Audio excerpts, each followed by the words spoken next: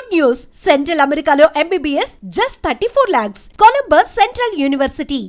మామూలుగా ఇప్పుడున్న సమాజంలో ఒక మనిషి చనిపోతే తల్లిదండ్రులైనా కూడా చనిపోతే ఒకరోజు ఏడుస్తారు. మా అంటే ఆ సందర్భం ప్రకారం ఖచ్చితంగా ఒక బాధ్యతగానో ఏదో ఒక ఎమోషన్లో ఆ ఎమోషన్లో ఏడుస్తారు. కానీ అంటే ఇప్పుడున్న సమాజంలో అసలు మీ ఏజ్ కొడుకులు ఏడవడం అసలు ఏడుస్తారా లేదా అన్నది కూడా అనుమానమే కొన్ని. కానీ మీరు ప్రతి అకేషన్లో, ప్రతి సందర్భంలో, ప్రతి ఆడియో ఫంక్షన్స్లలో అంటే కన్నీరు పెట్టుకుంటున్నారు. అంటే ఎంతో ఎమోషనల్గా ఉంటే తప్పించి, ఎంతో సెన్సిటివ్ మీరు అయితే తప్పించి జరగదు. మీ అమ్మతో అంత అటాచ్మెంట్ వెరీ అటాచ్డ్ జరగదు. Very attached. మీ అమ్మతో ఉన్న అటాచ్మెంట్ ఏంటి? అంత గొప్ప అటాచ్మెంట్ ఒకటి పంచుకోండి మాతో. ఫస్ట్ నేను మా కాలేజీలో ఉన్నప్పుడు నాకంటే 4-5 years పెద్ద సీనియర్ అమ్మాయిని I started loving. One side లవ్వే ఫస్ట్. ఆ వన్ సైడ్ లవ్ని కూడా వెళ్ళి మా మమ్మీకి చెప్తుంటా. అండ్ ఫస్ట్ ఈ ఇన్సిడెంట్లో ఐ మీన్ యాక్టింగ్ ప్రొఫెషన్ రావాలా అనుకున్నప్పుడు అక్కడ judges acting institute Guindy acting ఇన్స్టిట్యూట్లో వెళ్ళినప్పుడు వాళ్ళ దగ్గర వాళ్ళు వచ్చి ఏదైనా ఒక సీన్ యాక్ట్ చేసి చూపించు అని చెప్పారు. చెప్పినప్పుడు నేనేంటంటే నాకు ఈ యాక్టింగ్ ఇన్స్టిట్యూట్ వచ్చాను, ఏ సీన్ యాక్ట్ చేసి చూపించబోతున్నారని అడిగితే నేను ఇప్పుడు మీ దగ్గర వచ్చే ఇంటర్వ్యూని వెళ్ళి ఈ ఇంటర్వ్యూలో నేను గెలిస్తే అంటే సెలెక్ట్ అయితే ఎలా వెళ్ళి మా మమ్మీకి చెప్తా, ఈ ఇంటర్వ్యూలో నేను సెలెక్ట్ కాకపోతే ఎలా వెళ్ళి మా మమ్మీకి చెప్తాను, ఈ రెండు చేసి చూపిస్తాను అని వెళ్ళి ఇంటికి వెళ్ళి మా సీట్ వచ్చేసింది అన్న తర్వాత వెళ్ళి ఫట్ తలుపు కొట్టడం. తలుపు కొట్టి వెంటనే ఆవిడ తెరిచిన తర్వాత మమ్మీని పట్టుకుని అలా తిరిగి తిప్పి మమ్మీ నాకు యాక్టింగ్ ఇన్స్టిట్యూట్లో సీట్ వచ్చేసింది అన్నట్టు చేసి చూపిస్తాను. లేదు అంటే వెళ్ళేప్పుడే డల్గా నడిచి మెల్లిగా 2 సార్లు కొట్టేసి అలా నిలబడి మమ్మీ వస్తే మమ్మీని పట్టుకుని ఏడిచి మమ్మీ నేను అనుకున్న ఇది జరగలేదు అని మమ్మీని కౌగిలించుకుని ఏడుస్తూ ఎలా చెప్తాను నాకు సీటు దొరకలేదు అనేది చేసి చూపించాను. వాళ్ళు చప్పట్లు కొట్టి మీకు సీటు గ్యారంటీ అని చెప్పి పంపించారు. అలాగే మమ్మీ అంటే నేను అందరిలాగా లైఫ్ లీడ్ చేస్తున్నాను అనేది కూడా నాకు డౌట్. ఎందుకంటే నేను కాలేజ్ స్టూడెంట్గా ఎలా ఉన్నానో అలాగే ఇప్పుడు తిరుగుతున్నాను. అంటే అప్పుడు మా మమ్మీ నన్ను చూసుకునేవారు. మమ్మీ తర్వాత అన్ని విషయాల్లో ఆవిడ షీ విల్ బి చాలా ఫ్రీగా ఉంటారు. మా నాన్నగారు పోలీస్ ఆఫీసర్ కాబట్టి మా నాన్నగారు నైట్ మేము పడుకున్న తర్వాత వస్తారు, పొద్దున్న మేము లేచే లోపల వెళ్ళిపోతారు. సో మా నాన్నను ఓసారి 1 week గ్యాప్లో చూస్తూ ఉంటాము. సాటర్డే సండే స్కూల్ లేని టైంలో అలాంటి సమయంలో మేము సరే మా డాడీ వస్తారు అని నైట్ మేము మెలుక్కుండి వెయిట్ చేసి చూసిన రోజులు ఉంది. మిగిలిన టైంలో మేము చూసేది. సో మమ్మీతో అన్నీ నేనే పెద్ద కొడుకు, అన్నీ మమ్మీని తీసుకెళ్ళడం తీసుకురావడం. పెద్ద కొడుకు నేను అండ్ రాజశేఖర్, గుణశేఖర్, చంద్రశేఖర్. చిన్న కొడుకు నేను అంటే చాలా ఇష్టం. నా తర్వాత చిన్న కొడుకు ఇష్టం మమ్మీకి. సో ఇలా పెళ్ళి అయిన తర్వాత జీవితతో మా మమ్మీకి నిజంగానే జీవితం వచ్చి మమ్మల్ని దూరం చేసేసింది అని ఒక ఫీలింగ్ ఫస్ట్. తర్వాత ఆవిడకి వచ్చి పోను చూసి లేదు జీవిత వల్లనే కుదురుతుంది నా కొడుకుని చూసుకోవడానికి, ఇంకెవరి వల్ల కుదరదు. నేను ఈ యాక్టింగ్ ఇదంతా ఉంటే నేను కొంచెం మమ్మీ ఎవరికి భయపడరు. మమ్మీ ఎలాంటి మమ్మీకి ఎడ్యుకేషన్ లేదు, కానీ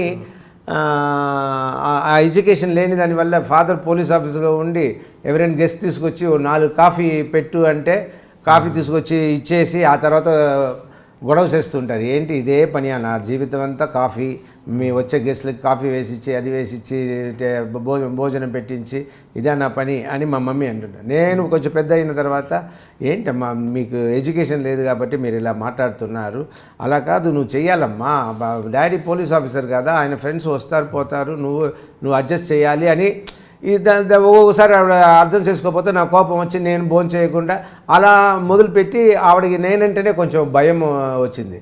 సో ఆవిడ పెళ్ళి అయ్యి కొన్ని ఇయర్స్ తర్వాత జీవిత దగ్గర అడిగేది, ఏంటి పులి అదేంటి కేజీ లోపల వెళ్ళిపోయిందా, నువ్వు వెళ్ళి మాట్లాడమ్మా, వాడితో ఎవరు మాట్లాడలేరు అన్నట్టు మా మమ్మీ అంటది.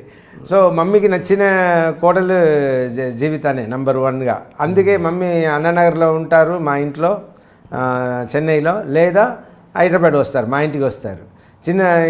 ఇంకో తమ్ముడు అక్కడే ఉంటారు, వాళ్ళ ఇంటికి వెళ్ళరు, పెద్ద తమ్ముడు ఇంటికి వెళ్ళరు. సో మమ్మీకి అంత ఇష్టం. అండ్ నేను కాలేజ్ స్టూడెంట్గానే అప్పుడులాగా తిరుగుతున్నాను. ఫస్ట్ మా మమ్మీ దగ్గర అయినా డబ్బు కావాలంటే అడుగుతాను, తర్వాత నా తమ్ముడు వచ్చి సినిమా ఫీల్డ్లో వచ్చిన తర్వాత నా తమ్ముడు చూసుకున్నాడు, వాడి దగ్గర ఏదైనా ఖర్చుకి డబ్బు కావాలంటే అడుగుతాను. తర్వాత ఇప్పుడు జీవిత చూసుకుంటుంది కాబట్టి ఇప్పుడు జీవిత దగ్గర కూడా ఏదైనా ఏది బయటికి వెళ్తున్నా ఒక 5,000 రూపీస్ ఇవ్వు పాకెట్లో ఉండడానికి, పెట్రోల్ అంటే డీజిల్ అంటే కారు అన్ని కార్డ్స్ ఉంది కాబట్టి. సో అండ్ నేను ఎప్పుడు అకౌంట్ చూడను, నాకు ఇన్కమ్ ట్యాక్స్ అంటే తెలియదు, అదేం పట్టించుకోండి. 2 పనులు చేస్తా. ఒకటి యాక్టింగ్ కోసం కరెక్ట్గా నిద్రపోతాను, కరెక్ట్గా ఎక్సర్సైజ్ చేస్తాను, ఓవర్గా తినను యాక్టింగ్ కోసం. అండ్ ఇంకోటి నచ్చింది ఏంటి, మెడిసిన్ వచ్చి హెల్త్ కోసం, నా హెల్త్ కోసం, నా ఫ్యామిలీ హెల్త్ కోసం మెయిన్గా, తర్వాత దానిపైగా ఉన్న మోజు, ఇది 2 పని చేస్తుంటా. ఇప్పుడు కూడా నేను ఇంటి పనులు ఏమీ నేను పట్టించుకోను, అదంతా జీవితానే, మమ్మల్ని అంతా చూసుకోవడం జీవితానే. నేను జాలీగా మా పిల్లలతో, అండ్ మా పెద్ద పాప 10 రోజుల పాపగా ఉన్నప్పుడే నేను షూటింగ్ తీసుకెళ్ళిపోయాను. అప్పటి నుంచి నేను ఎక్కడ షూటింగ్ అవుట్డోర్ వెళ్తే వాళ్ళు లేకుండా నేను వెళ్ళను. నేను పెళ్ళి అయ్యి పిల్లలు వచ్చిన తర్వాత ఒంటరిగా ఫ్లైట్లో ఇంతవరకు వెళ్ళలే. వెళ్తే పొద్దున పని ఉంది మేము చెన్నైలో, సాయంత్రం వచ్చేయచ్చు అన్నా కూడా 4 వెళ్తాము, 4 వస్తాము. ఎందుకంటే అది ఓ భయం ఏంటంటే, నాకు ఫ్లైట్ అంటే నా కారు నేనే నడుపుతాను. ఏ ఫారిన్ కంట్రీ వెళ్ళినా కూడా నేనే నడుపుతాను. ఎందుకంటే ఇంకోరు నేను ఐఎమ్ గుడ్ డ్రైవర్, వాళ్ళపైకి నాకు అంత బిలీఫ్ ఉండదు, ట్రస్ట్ ఉండదు. సో కేర్ఫుల్గా నడపాలని నేనే తీసుకుంటాను. బట్ ఫ్లైట్ నేను నడపలేను కదా, సో ఫ్లైట్ అని యాక్సిడెంట్స్ అవుతుంది కదా, సో ఒక భయం. సో పోతే అందరు కలిసిపోతాం, లేదు ఉంటే అందరు కలిసి ఉంటాం అన్నట్టు.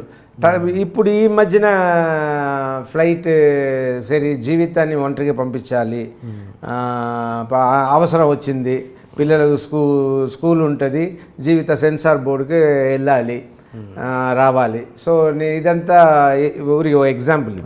సో ఇలా వచ్చినప్పుడు దేవుడి దగ్గర నేను దండం పెట్టుకున్నప్పుడు, దేవుడా ఏం కాకూడదు జీవితానికి, లేదు మాకు ఏం కాకూడదు, భద్రంగా వెళ్ళి భద్రంగా రావాలి, జీవితాన్ని